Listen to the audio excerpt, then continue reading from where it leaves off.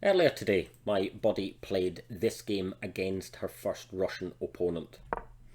She was met with the Wayward Queen Attack. Now, let's give her some credit. She's playing with an ELO of 351 and wasn't quite sure how to deal with this sort of attack.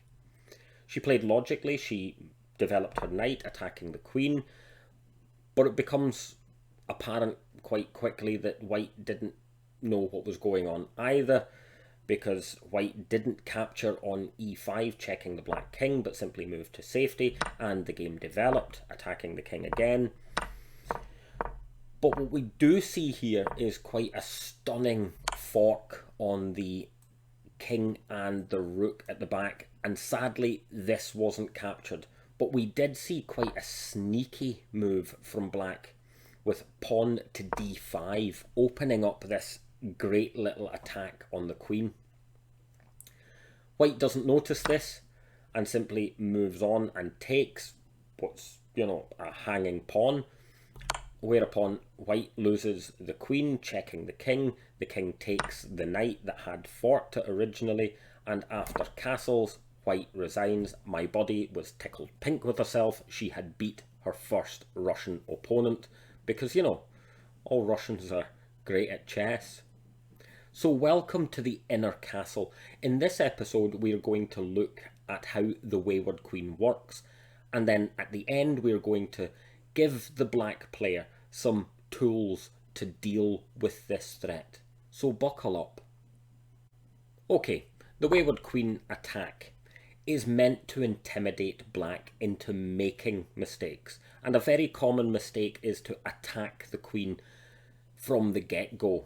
And one of the most familiar ones we see is pawn to g6 attacking the queen. But this leaves this little pawn exposed. And that's exactly what will happen here. Queen will take this, checking the king, and also having a line on this rook in the back h8 corner. So no matter what black does here, this rook is mince. The check has to be covered, and it's going to be covered either with the kingside bishop or the knight, in this case with the bishop, and the queen takes the rook. What can happen here quite often is the queen can be attacked again, not quite noticing that this knight is unprotected. The queen will simply take, the king has to move, offering a queen exchange. But anyone who's playing the Wayward Queen, who's probably 12, is probably just incredibly greedy, isn't going to take that exchange, but will continue to take. And that's the way we will see this game progress. Black is completely losing here.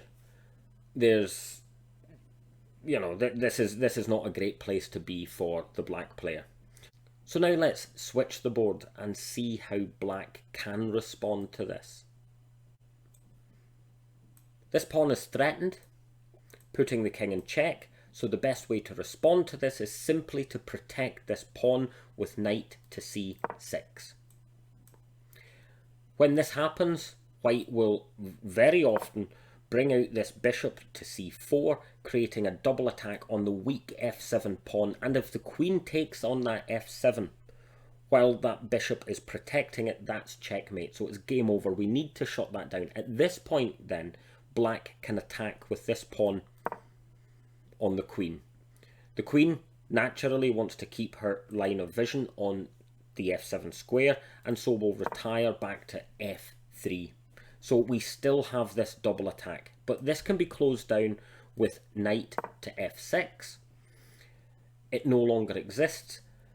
The double attack no longer exists, and white will begin to naturally develop to get in towards a middle game, and black can resume the attack on the queen with knight to d4.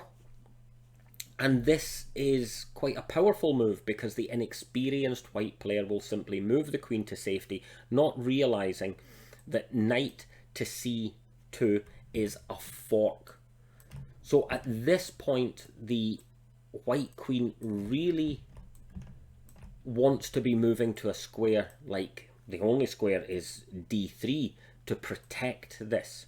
If she doesn't do that, if she moves simply into safety, then we can see this fork, but it's more than a fork, it's also an attack on the queen. So the moment then that the moment then that the white king moves to safety, white is down a queen.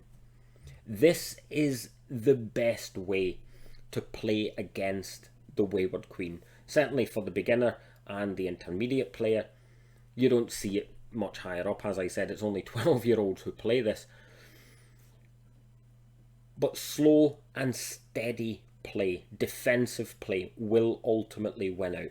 Look for any potential checks, look out for the checkmates, look out for any threats, and then on your part, playing as black against the Wayward Queen, look for your checks, your captures, attacks. This isn't the most difficult position to be in. Generally, white is going to mess up.